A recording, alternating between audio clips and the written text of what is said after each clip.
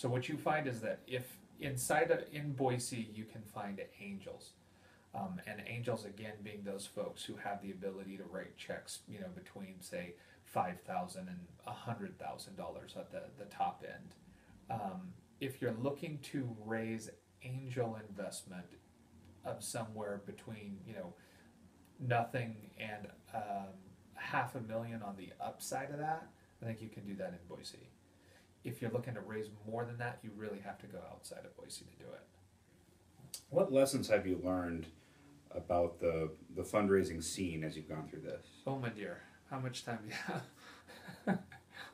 Well, there is a lot of lessons, that I've learned. But you and I just a moment ago were talking about how you pitch to a venture capitalist. So understanding how you have to communicate what you do to somebody who has money and to convince them that they should invest that money in you is a huge lesson learned, and I should say an ongoing lesson learned, because we're really, I'm still in the process of that. We're collectively in the process of really refining that, making sure that our pitch resonates with those folks. Then you have to know, who is it that I'm pitching to? Are they an angel? Is it my mom? Is it my dad? Is it my sister? Is it, what we call an A-round investor who is going to write checks, of maybe $750 to $2 million? Who are you pitching to, and how does your pitch have to change, and to those folks, and where do you find them? And anyway, so there's a tremendous amount of art and science that I had no concept existed.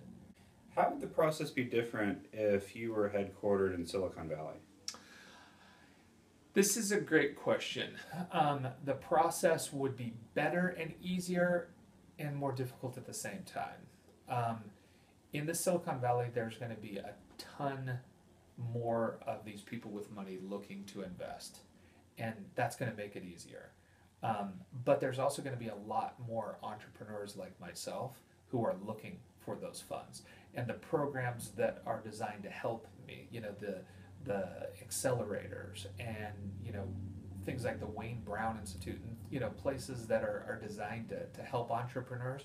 There's a tremendous amount of competition to get in all of those. I think there's pluses and minuses to it. Certainly you have access to very small capital, clear on through the biggest capital out there in one place, and that is a very different story than we have in Boise. Whenever we talk about valuation, the expression is in the valley versus out of the valley. Oh, so if you were in the valley, your valuation would be like 14x. But since you're not, it's really 4. So it's kind of this weird sort of, we're talking about planet Pluton in one scenario, and then we're talking about reality in the rest of the world. And so you have to know that that's the case. If you're, and by the way, it really isn't just Idaho that it's not like, oh, you're in Idaho. There's some of that, but it's oh, you're not in the valley, and therefore this is what your multiple is. Does that at all affect what kind of ownership you can expect to keep as an Idaho company versus a Silicon Valley company? Yeah, of course it does. But at the same time, what happens, you have to think of it this way.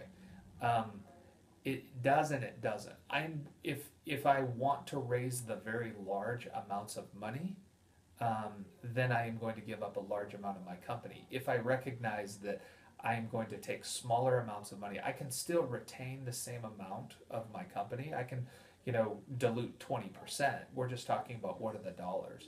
So if I'm in the valley, yes, maybe I got a $25 million valuation, but they also gave me, say, $5 million. And that $5 million, my engineers are really expensive, and my overhead is really expensive, and everything is super competitive. Engineers only work in a place 8 months to a year and a half, versus here in Boise, they'll stick with you longer, and they don't cost quite as much, and your building is 1/5 the amount of money. So, look at things as percentage of ownership, and yes, I'm going to get less money, and yes, I'm going to get a lower valuation. But in the end, my total retained equity might not be all that different.